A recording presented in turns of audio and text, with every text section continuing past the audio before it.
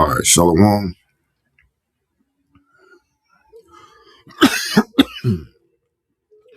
You reached the He Prayed channel. My name is Isaac Mawath. But first and foremost, I want to say call Halayim, Yahweh, Bahashem, Yahweh Shai, Bahashem, Harakak.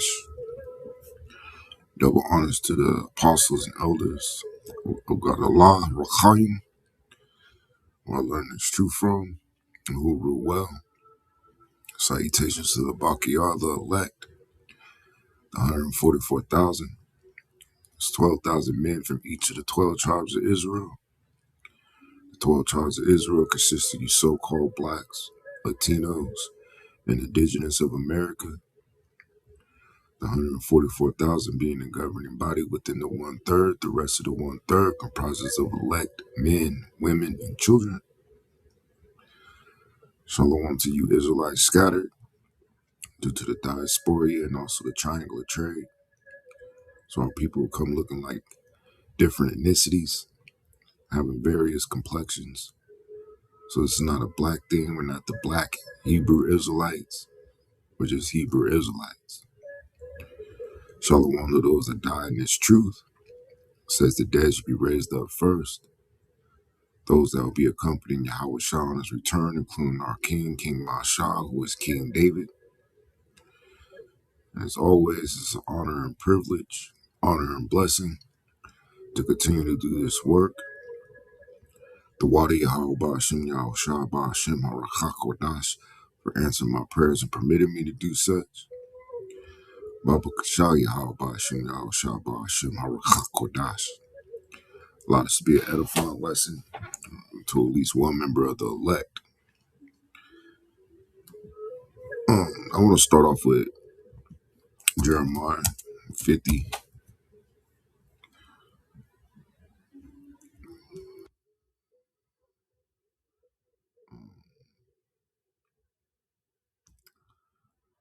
But before I do such, read it.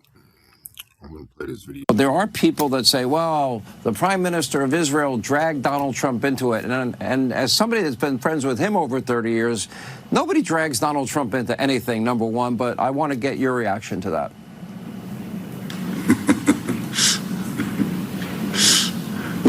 See how devilish that laugh was, especially understanding the characteristics of these people that Yahweh Ba'ashem Yahweh Shah created to be the wicked, especially this particular brand. You know, one from the tribe of Amalek, which is the tribe of Esau. You know, mind you, the scriptures say in 2nd Ezra, the 6th chapter, I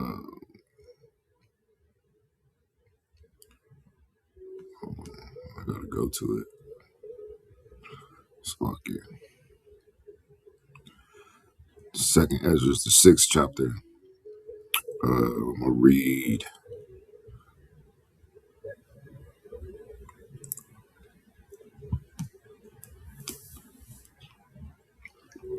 this verse 9. It says, for Esau, which Esau as Joshua, meaning wasted away is he. What was wasted was his pigmentation, which is the curse of leprosy, which he has a form of leprosy, which is called clean leprosy, where he is not contagious, right? So Esau started calling himself white in 1681 in Virginia due to the Bacon rebellions. But really, he's Esau, and he's created to be the wicked. It says, for Esau is the end of the world. Now that word world goes into eon, which means age. We're at the end of an age. And this power structure, this foundation, is going to be broken, right? Esau's power structure. It says, and Jacob is the beginning of it that followeth. Now Jacob is dealing with you Israelites. As Jacob wrestled the angel and had his name changed to Israel, which means Yasha'Allah, or it's pronounced Yasha'Allah in the Lashawan Tahar, which means he is Prince of the Power, which consists of you so-called blacks, Latinos, and indigenous. It says, is the beginning of it that followeth, and the beginning of it that followeth is the kingdom of heaven, where there's going to be righteousness on the earth, and the kingdom of heaven is not going to be a democracy. That's the thing of the nations, specifically the Edomites,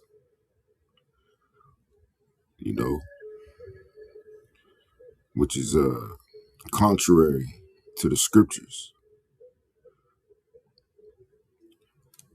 But going back to Jeremiah, I want to read verse 45.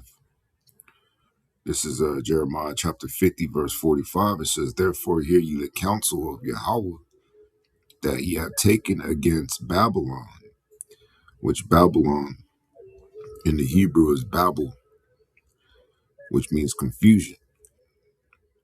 So America takes upon the same characteristics of confusion that ancient Babylon took upon. That's why America is deemed the daughter of Babylon.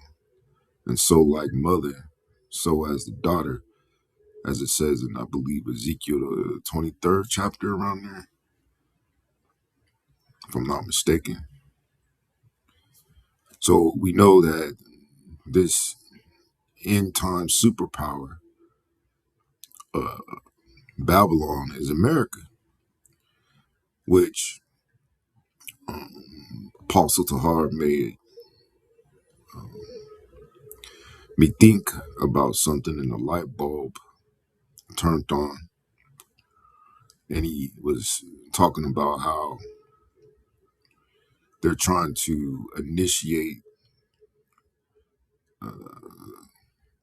Yahweh Ba'ashem Yahushua return, thinking that they're going to be fighting against a dragon, which, made me think, well, they must think that China is that dragon, as in this world, China is associated with dragons, but little do these Edomites know that they are that dragon, and that's why, most of the American military is over there in the Pacific rather than in Iran, right?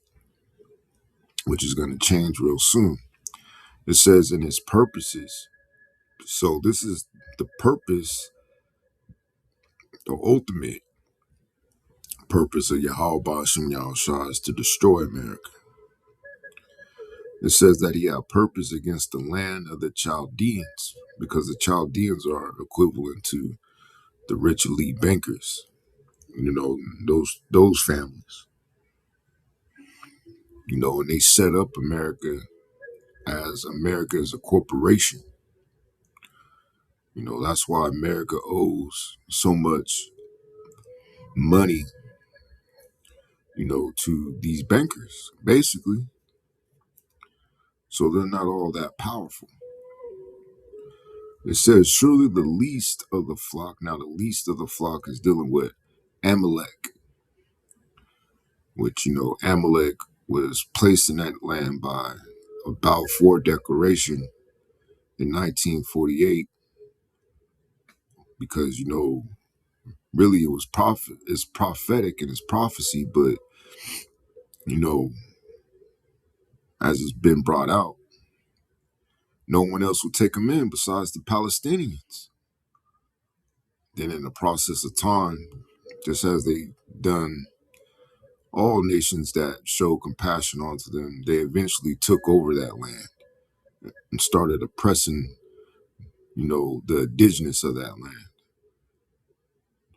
Going even further than that, rape, rob, and murder. So these are the characteristics of the so-called white man who is Esau.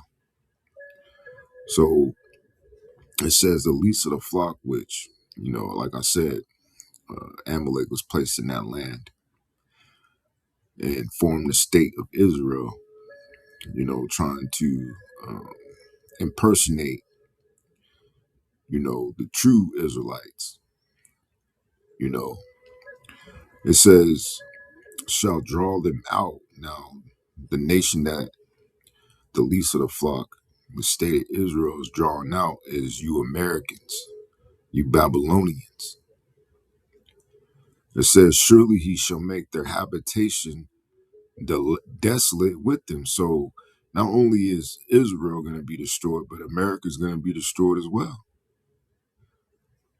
And it goes back to this guy.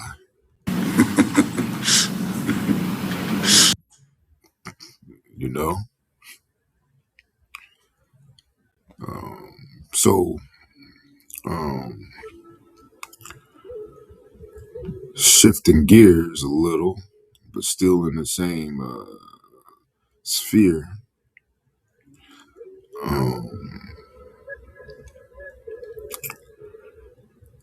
Let me bring out Isaiah. This is Isaiah chapter 9, verse 5. It says, for every battle of the warrior is with confused noise. Now, this is how, ancient battles were fought. And, you can go watch movies detailing that. But as you see on TV, and if you're tuned in, this is a different form of war.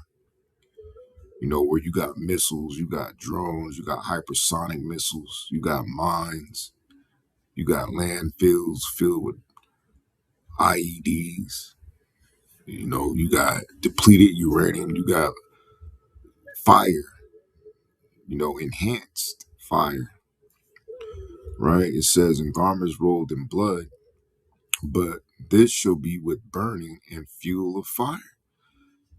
So Yahweh Ba'ashem Yahushua set it up that you people burn, you know?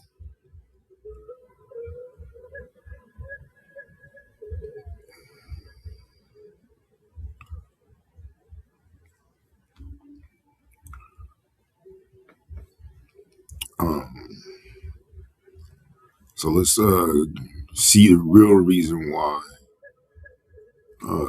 or see what Iran, which is Persia in the scriptures, doing.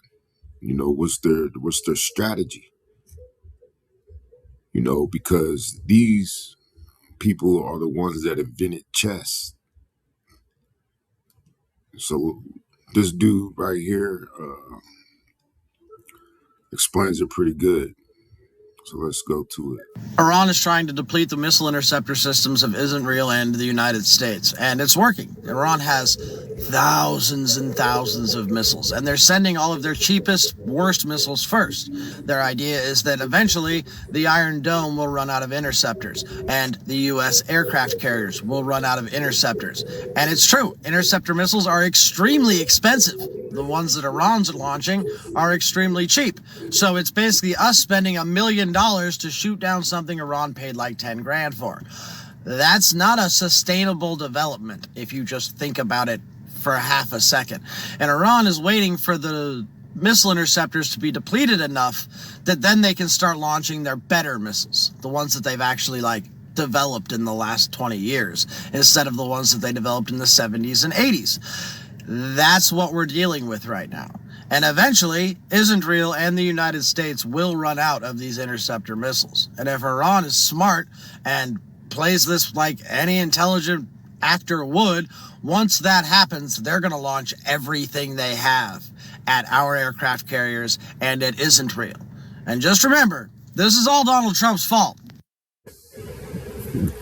So that's basically what they're doing, man. So then you're going to start seeing the equipment that was provided to them by, GOG, which is Russia, And you're going to see, those aircraft that they received from Russia and China that they stored underground in the mountains, deep enough that America can't touch them. Just like America didn't successfully penetrate those nuclear facilities, man. Even with the bunker buster bomb, the GBU 57, I believe. Because in my previous video, I stated that throughout their war planning, they needed to also accompany that bunker buster with a nuclear missile in order to fully destroy their nuclear program. And Donald Trump, I believe, in his mind, with his arrogancy, he's looking forward to uh, fire off a nuclear missile on Iran real soon, man. And that's gonna be what um, sets the shit to a whole nother level. And it's all this guy. Um, which brings me to Ezekiel 38.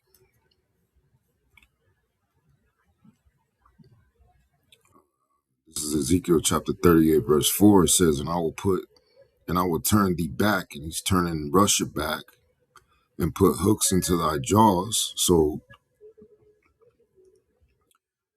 Yahweh is controlling Russia right now, as he's controlling the whole earth and the battlefield. And I will bring thee forth in all thy army, horses and horsemen. Now this takes time. It's not going to happen in this first couple of days. Just like, I believe Apostle Tahar just did a premiere video stating that he got some info. Well, it's from information that he got, saying that America is going to do a ground invasion, but it's going to take them about 6 months to prep or to set up, to get everything ready, you know? So just imagine how much more Russia, especially with them dealing with Ukraine, what you're going to see with Russia, they're going to nip Ukraine in the bud, man. And the best way for them to do that is to launch a tactical nuclear missile. And everyone knows historically the reason why Russia hasn't just dog walked Ukraine, because they're brethren,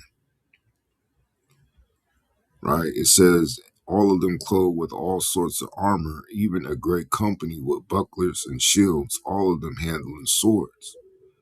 Persia, and this is going to be, that equipment that Vladimir Putin ordered for, Russia to invest in way back in 2008, 2020, not 2020, 2010, between that time period where he told his generals to prepare for Armageddon, a lot of equipment that they just don't showcase to the world. Because a lot of the times these nations showcase certain things that they want to sell to others. They don't really, showcase their secret weapons, right? Just like fairly recently, found out that Iran was one of the first nations to come up with hypersonic missiles.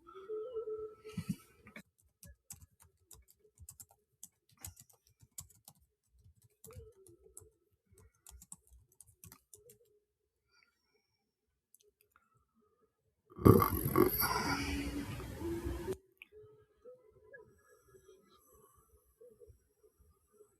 well, okay, it says German, which German is teaming. Um,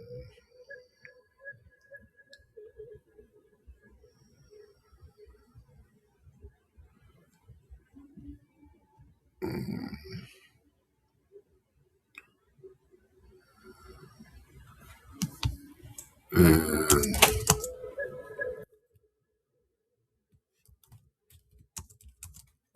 use hypersonic.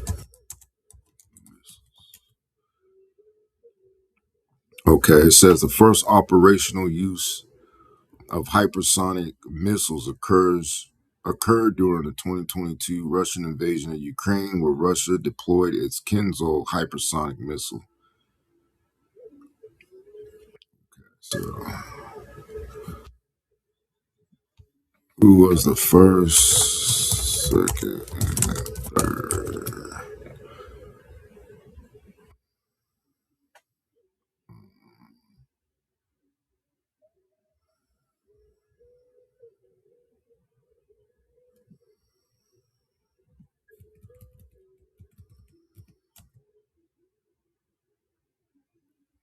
Who was the first, second, and third to use hypersonic missiles in war?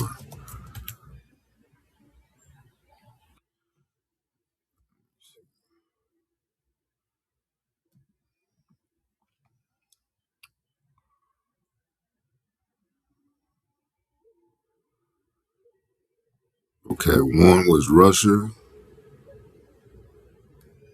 and then number two behind Russia that were the first to use hypersonics was Iran.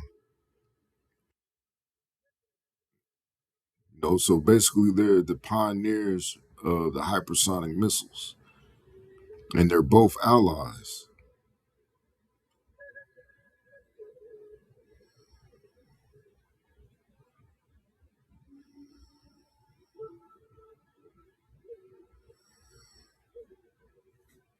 So um,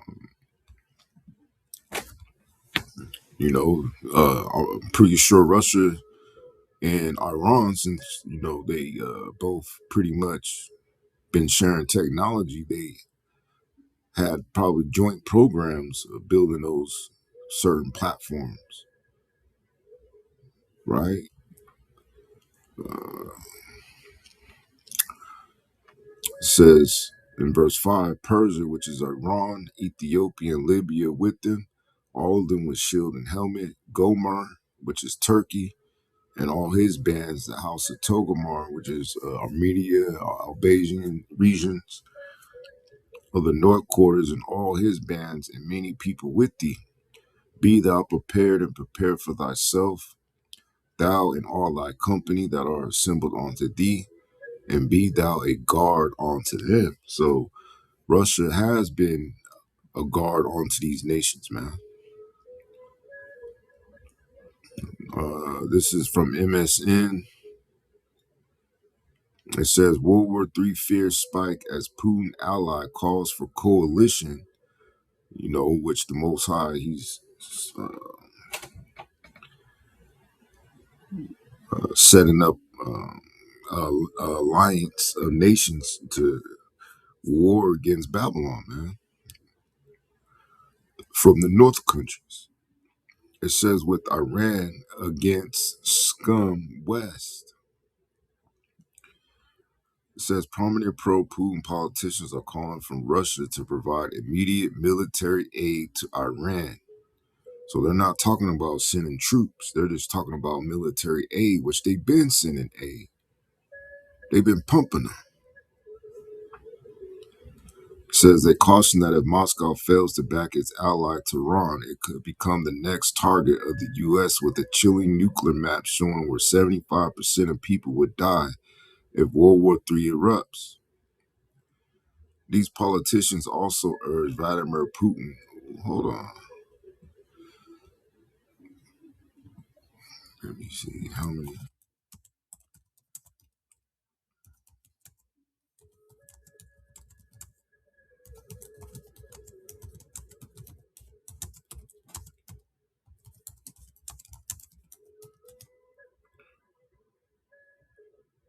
Just wanted to. Okay, they're saying 8.28 billion people based on multiple 2026 population trackers. So, so 75% of the world's population is 6.2 billion people.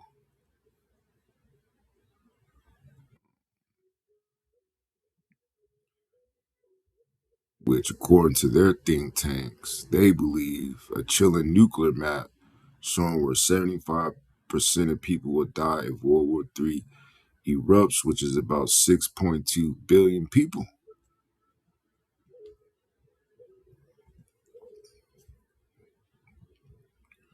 It says this is not a situation where we should limit ourselves to protest notes, but rather stand up for our wrong before it is too late. But all possible means, including military support, stated hardline Russia MP Alexei Zhuravlev, deputy chairman of the Russian Parliament's Defense Committee. Zhuravlev advocates for a military coalition of authoritarian states to support Tehran. Despite the potential risk of triggering World War III, it is clear that the United States will no longer even try to negotiate with anyone and will attack a new opponent with renewed force, he warned, implying that Russia could be next in line. And they already flew a B-2 stealth bomber over Putin's head, man. And said that they was going to send a nuclear attack sub to shoot nuclear missiles on Russia. It said they must be stopped at these lines, supplied with weapons, intelligence information, and everything necessary that Iran can hold back this armada in its direction. It even makes sense to create a military coalition for this confrontation. Otherwise, the collective West will pick everyone off one by one. Politicians in Moscow note that the U.S. was negotiating with Iran over nuclear issues, just as it was with Russia over ending the war in Ukraine. However, this didn't prevent a devastating strike aimed at eliminating Iran's leadership, even whilst diplomatic discussions were underway. Colonel General Andrei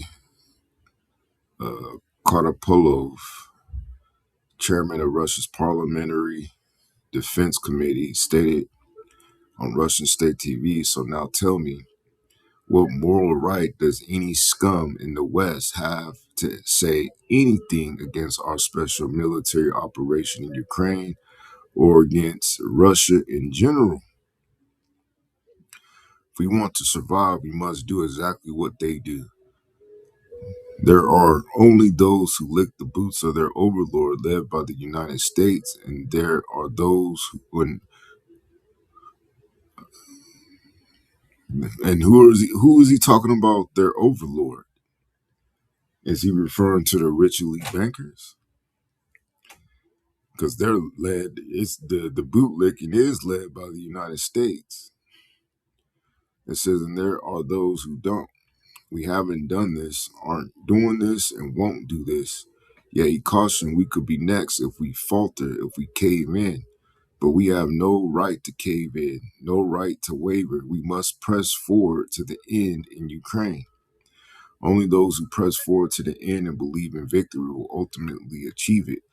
Today's West isn't even a predator. It's an absolute infernal evil, devoid of any sense of humanity. Therefore, negotiating with them is pointless, and we won't do it. We will respect ourselves and our interests." So the line is being drawn in the sand. Putin ideologue Alexander Dugin characterized the strikes not merely as an assault on Tehran, but as a part of a calculated campaign targeting Moscow's allies following the collapse of Maduro's regime in Venezuela and the Assad dynasty in Syria. One by one, our allies are being systematically destroyed, he said. It's clear who's next, and it's clear what negotiations with such an enemy mean. He stated the most important thing right now for Iran, for Russia, for humanity is a long war in the Middle East. And, they can't logistically get there in 5 days, man. It says Kremlin TV and host, spokesperson Vladimir Solovyov predicted the conflicts in Ukraine and Iran will converge as World War III erupts. There are no more laws. International diplomacy has been destroyed with the U.S. Israel strikes on Iran. He He stated, cautioning that World War III is unavoidable. We must clearly understand that we have entered an era of major wars. These regional conflicts cannot help but merge and coalesce into one larger conflict. We must prepare for this. To this end, we must destroy Ukraine's military and political leadership and strike at the decision-making centers in Ukraine. So they gonna get rid of fucking I told you they gonna just fucking nip Ukraine in the bud, man. That's exactly what they about to do. They're just gonna nip Ukraine in the bud and get their ass up out of the fucking way. It says while the conflict in Ukraine drags on, Europe will ramp up its military industrial production and transfer to Ukraine everything it needs to launch strikes deep into our territory. And it will transfer nuclear weapons. So the time has to come. Destroy the existing threat, which has become direct and clear. Russian parliamentary speaker, not even going to try it. A devoted Putin ally alleged the West was attempting to weaken or eliminate Russia. Analyzing what is happening today in various parts of the globe, it's scary to imagine how it could all end for us, he remarked. The world has entered a phase of conflicts, turbulence, and tension. Russia's nuclear arsenal and a strong Vladimir Putin could deter the West, he claimed. The only deterrent factor today to prevent the world from being drawn into processes that could be irreversible and lead to large-scale tragedies is the presence of nuclear weapons. And the red line is their use in the struggle against each other, he stated. Our advantage is President Putin, the unity of Russian citizens around him. In a separate development, Putin faced a significant setback when one of Russia's largest oil and petroleum terminals, vital to the country's exports, was destroyed in a devastating Ukrainian strike. The She Service oil loading terminal of Not Gonna Try Point port erupted in flames following thunderous explosions. The facility, which provides fuel to Russian armed forces, sustained damage from aerial and marine drones. Reports indicated at least 5 people were injured in the attack. Homes in the city were struck due to malfunctioning air defense systems. It comes after World War III fears explode as a chilling list reveals which Americans are least likely drafted. You know, so hey, we don't really have to read this scripture no more because it's already here. This is Revelation chapter 11, verse 14. It says the second woe is past, and behold, the third woe cometh quickly. And the third woe is already here, which is World War III. So with that, I hope at least one brother of the elect was edified. And I'm going to say shalom.